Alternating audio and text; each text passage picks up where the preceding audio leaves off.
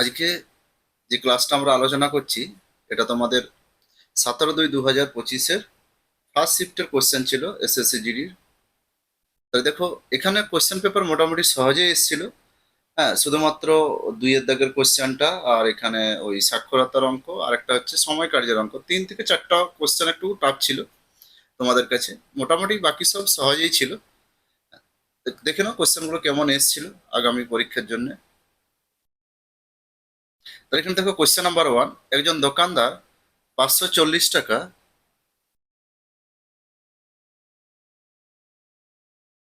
540 টাকাতে একটি পণ্য কিনেছেন। তাহলে কত দামে পণ্যটি বিক্রি করলে তার 20% লাভ হবে। তাহলে কিনা দাম যদি 540 টাকা হয়, তাহলে এখানে 20% লাভে বিকা দাম তোমাকে বার করতে হবে। 540-এর উপর 20% লাভ, তার মানে 120/100। ক্যালকুলেশন করো, তাহলেই দেখো অ্যান্সার হয়ে যাবে। শূন্য শূন্য কাটো, 12×4 = 48, শেষে 8, একটাতেই 8 আছে, দেখো 648। তাহলে 12×5 = 60, 648 টাকা হচ্ছে বিকা দাম। পরের কোশ্চেন কি এসেছিল? Question number 2। দেখো, খুব ভালো একটা কোশ্চেন এই 2 নম্বর কোশ্চেনটা। এক ঔষধে এক ঔষধে 60% পদার্থ এস আর 40% পদার্থ টি আছে। যদি এস এর ক্রয় মূল্য প্রতি ইউনিট 30 টাকা থেকে বৃদ্ধি পেয়ে 40 টাকা হয়, আর টি এর ক্রয় মূল্য প্রতি ইউনিট 30 টাকা থেকে কমে 20 টাকা হয়, তাহলে ওষুধটির ক্রয় মূল্য কত শতাংশ হ্রাস পাবে? তাহলে এখানে যে ওষুধটা আছে, তাহলে এই যে ওষুধে দুরকম, একটা হচ্ছে এস পদার্থ আছে আর একটা হচ্ছে টি পদার্থ। তাহলে এস পদার্থটা আছে 60 একক আর টি পদার্থটা আছে 40 একক। তাহলে এস পদার্থটা দেখো, 30 থেকে 40 কত বৃদ্ধি পেয়েছে? এর বৃদ্ধি হয়েছে 30 থেকে 40, বৃদ্ধি হয়েছে 10, বৃদ্ধি হয়েছে 10 একক। আর টি পদার্থটা কতটা কমেছে, হ্রাস হয়েছে 30 থেকে 20, তার মানে এটাও হয়েছে 10 টাকা করে কমেছে। তাহলে এখানে দেখো, 10 টাকা করে যদি কমে বৃদ্ধি পায় 60 ইউনিটে, তাহলে 6×10 = 600 টাকা। আর এখানে 600 টাকা বাড়লো, এখানে 40 × 10, তাহলে 400 টাকা কমলো। তাহলে মোটের উপর কত হলো? এটা হচ্ছে হ্রাস 400 টাকা আর বৃদ্ধি 600 টাকা। তাহলে মোটের উপর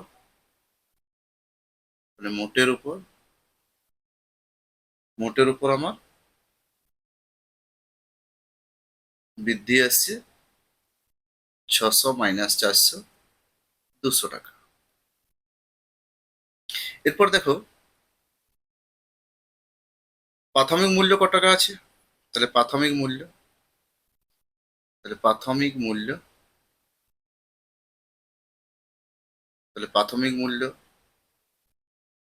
দেখো, 60 টাকা করে 30 টাকা ছিল, আবার 40 ইউনিটে 30 টাকা করে।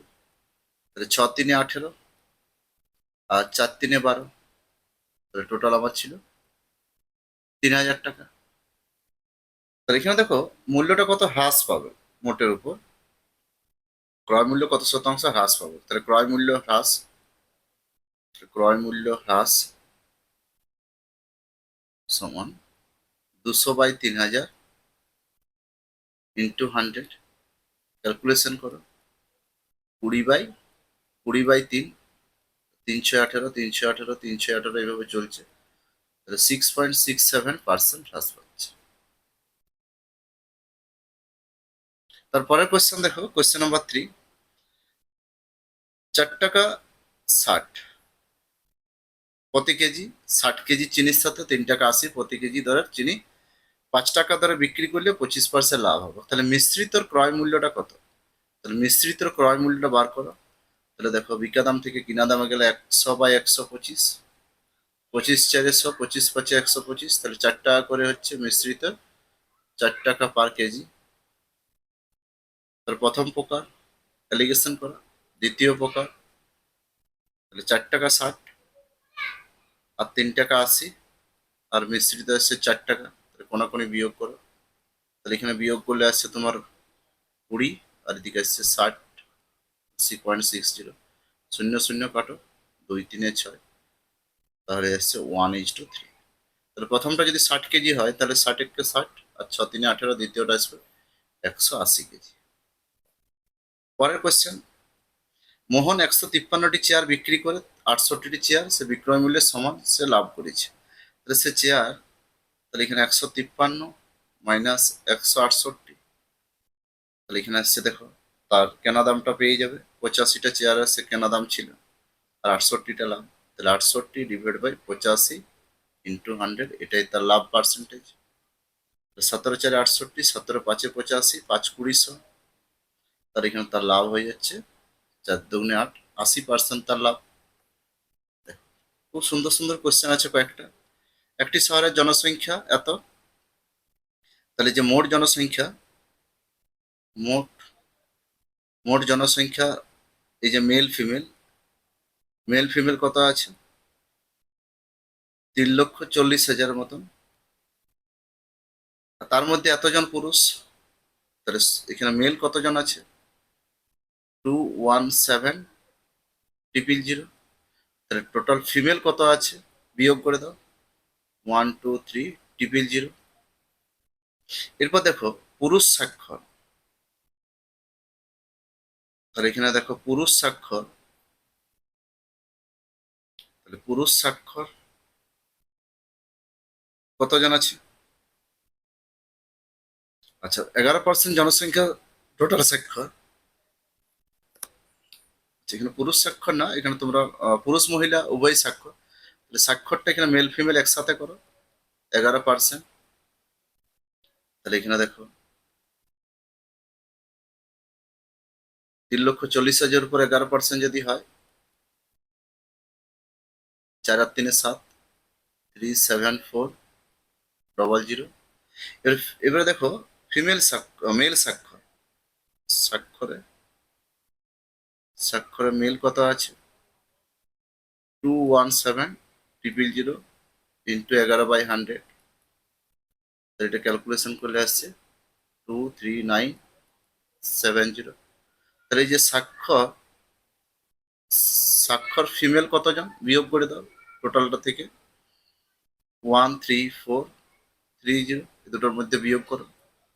তাহলে স্বাক্ষর পার্সেন্টেজ, ফিমেলের স্বাক্ষর পার্সেন্টেজ বার করো, 13430 ডিভাইড বাই টোটাল ফিমেল আছে 123,000 ইন্টু 100, এবার ক্যালকুলেশন করো, 11 11 123 এসছে 1343, তাহলে এখানে 11% অনুসার আসবে। তারপরে কোশ্চেন দেখো, এ মেন এবং পি তিনজন ব্যক্তি তারা 150 মিটার দৈর্ঘ্যের একটি বৃত্তাকার পথের চারপাশে একই দিকে দৌড়াচ্ছে। তাদের গতি যথাক্রমে 20 metre per second, 15 metre per second আর আসছে 12 মিটার পার সেকেন্ড। যদি তারা একই সময় একই বিন্দু থেকে দৌড় শুরু করে তবে কত সময় পর তারা প্রথমবারে মতো মিলিত হবে। তাহলে প্রত্যেকের টাইমটা বার করি, তাহলে এম এর টাইমটা কত, প্রত্যেকের টাইমগুলো বার করো। তাহলে 150 মিটার প্রত্যেকে যাচ্ছে, তাহলে 150/20। এন এর টাইম কত, এত সেকেন্ড, 150 ক্যালকুলেশন করার প্রয়োজন নাই যেহেতু আমরা ভগ্নাংশের লসাগু জানি, ডিভাইড বাই 15, এত সেকেন্ড। আর এখানে পি এর 150/12, এত সেকেন্ড। তাহলে ভগ্নাংশের লসাগু মানে লবগুলির লসাগু ডিভাইড বাই হরগুলির গোসাগু। তাহলে এখানে দেখো লবে আছে 150, তাহলে 150 লসাগু আর গোসাগু 1, তার মানে এখানে অ্যান্সার হয়ে গেল 150 সেকেন্ড। পরের কোয়েশ্চেন কি আছে, কোয়েশ্চেন নাম্বার 7, যদি এক্স এর 4% সমান 60 হয় তবে এক্স এর ভ্যালু কত। তাহলে এখানে তোমরা অ্যান্সার বার করবে, এক্স এর 4%, 4/100 ক্যালকুলেশন করবে 60, তাহলে এখানে অ্যান্সার আসবে 1600, 1600 বা কত 1500 আসবে, 1500। কোয়েশ্চেন নাম্বার 8, বার্ষিক 8% হারে 3 বছরের জন্য একটি মূলধন থেকে প্রাপ্ত সরল সুদ এত হলে মূলধনের পরিমাণ কত। খুবই ইজি কোয়েশ্চেন একটা। তাহলে আসল সমান আমরা সূত্র কি জানি, I into 100 divide by R into T, মান বসা ক্যালকুলেশন করো, তাতে তোমরা অ্যান্সার পাবে 2025 সালের কোয়েশ্চেন, 2025 আসল। পরের কোয়েশ্চেন, কোয়েশ্চেন নাম্বার 9, খুব ভালো একটা কোয়েশ্চেন।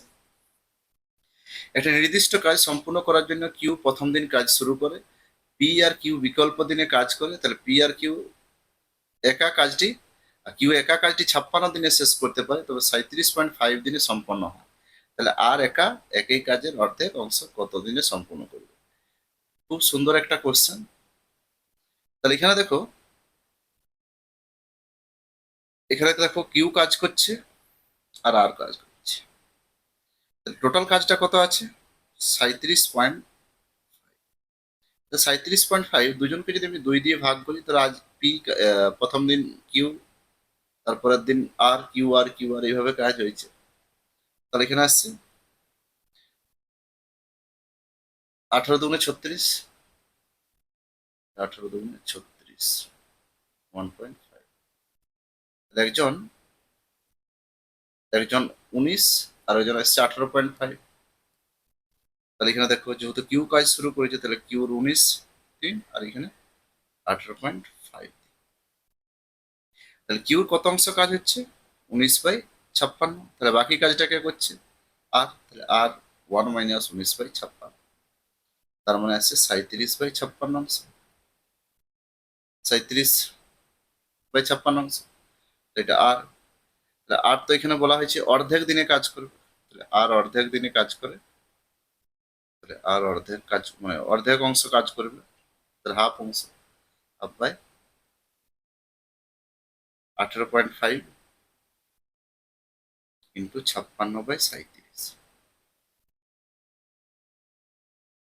এবার ক্যালকুলেশন করো, দশমিক তুলে দাও, নিচে 10 দাও,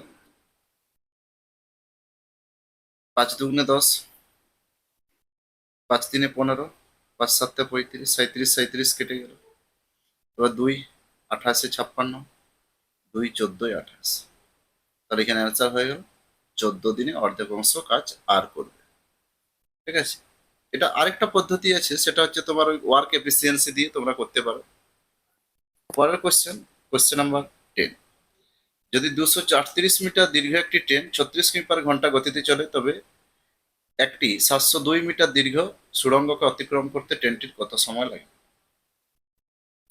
তাহলে এখানে যে টোটাল ডিস্টেন্সটা আছে 238 প্লাস 702, তার মানে এখানে আসছে 940 মিটার। এই 940 মিটার টোটাল অতিক্রম করবে ট্রেনটা কত কিমি? 36 কিমি/ঘন্টা গতিবেগে। তাহলে সময় কত লাগবে?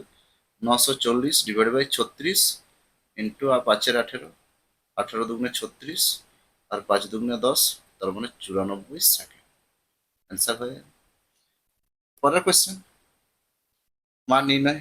তাহলে এখানে দেখো 12 5 60, এখানে আসছে 12, এখানে আসছে দেখো 14 4 56, তাহলে 14, আর এখানে আসছে দেখো 9 মাইনাস এটা 3, 3 3 কাটে গেল 14, তাহলে 14 আর 14 28, তাহলে 12 ইন্টু 28, তাহলে 8 দুগুণে 16, শেষে 6, 336 অ্যান্সার হয়ে গেল।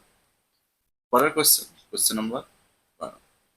একটি রেফ্রিজারেটরের বরফের বারটি 36 সেমি গভীর, 16 সেমি উচ্চতা আর 12 সেমি চওড়া, মানে ওর আয়তন দেওয়া আছে। আবার এটার থেকে বলছে প্রতিটি বরফের ঘনকের প্রান্ত বাহু দুটির দৈর্ঘ্য 4 সেমি করে, তাহলে এমন কতগুলো ঘনক ধারণ করবে বা এমন কতগুলো ঘনক তৈরি করা যাবে? 4 9 36, 4 4 16 কেটে দাও, 12 9 108টি ধারণ করবে বা 108টি ওখান থেকে 4 সেমি বাহু বিশিষ্ট ঘনাক আকৃতি বরফ তৈরি হবে। পরের কোশ্চেন নাম্বার 13। এর লসাগু কত? তাহলে 18 72 184 144 এর লসাগু কত? এখানে তোমরা লসাগু নিজেরা করবে, অ্যান্সার পেয়ে যাবে 3312। পরের কোশ্চেন নাম্বার 14। একজন বিক্রেতা তার পণ্যের উপর 12% আর 18% কমিক ছাড়, তাহলে 12% আর 18% কমিক ছাড় ক্যালকুলেশন করবে।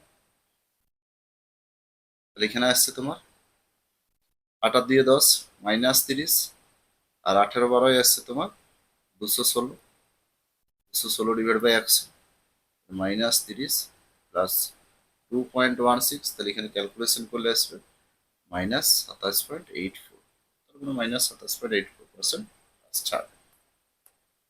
পরের কোশ্চেন নাম্বার 15। চেতন, বিপুল, মোহনের গড় ওজন, তাহলে চেতন চেতন প্লাস বিপুল প্লাস মোহন, তিনজনকার গড় ওজন 46 কেজি, তাহলে 46 ইন্টু 3, 6 × 3 = 18 আর 4 × 3 = 12, 138 কেজি। এবার দেখো তার মধ্যে আবার চেতন আর বিপুল, তাহলে চেতন আর বিপুলের মোট ওজন কত আছে, 40 ইন্টু 2, 80 কেজি। তাহলে এখান থেকে মোহনের ওজনটা বার করে নি, তাহলে মোহন আসছে 8 × 5 = 13, 58 কেজি। আবার দেখো বিপুল আর মোহনের 44, তাহলে বিপুল আর মোহন 44, 2 ইন্টু 44, টোটাল ওজন আসছে 88 কেজি। তাহলে 88 কেজি দুজনকার, মোহনের 58, তাহলে বিপুলের ওজন হলো 30 কেজি। 88 - 58, এটা এসছে বিপুলের ওজন 30 কেজি। পরের কোয়েশ্চেন কি আছে, যদি বার্ষিক 5% সুদের হারে একটি নির্দিষ্ট অর্থরাশির উপর 3 বছরে প্রাপ্ত চক্রবৃদ্ধি সরল সুদের পার্থক্য এত হয়, তাহলে মূল অর্থরাশির পরিমাণ কত। তাহলে এখানে আমরা দেখো এই 3 বছরের ক্ষেত্রে চক্রবৃদ্ধি সুদ আর সরল সুদের সূত্রই হচ্ছে P(r²) 300 plus R divide by 100 তার কিউব। তাহলে এখানে মান বসা 122 টাকা। দেখো 5% সুদ মানে 5² মানে 25, আর এখানে 305 ডিভাইড বাই 100 কিউব, না একের পিঠে ছোটা শূন্য।